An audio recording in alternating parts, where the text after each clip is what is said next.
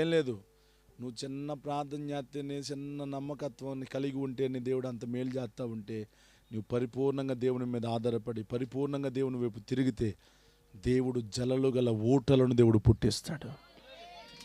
ఆనందపు ఊటలు పుట్టిస్తాడు, ఆరోగ్యపు ఊట పుట్టిస్తాడు, సమాధానపు ఊట పుట్టిస్తాడు, నెమ్మదనే ఊటను పుట్టిస్తాడైనా ఆయనకు అసాధ్యమైనది ఏదీ లేదు. నమ్మకంగా ఉండు చాలు. నీకు ఏది చేత కాకపోయినా ఓ పాట చేత కాదండి నాకు పర్వాలా, బైబిల్ థియేటర్ చేత కాదండి పర్వాలేదు, నువ్వు నమ్మకంగా ఉండు సంఘంలో, అందరికంటే ముందే ఉండు సంఘంలో.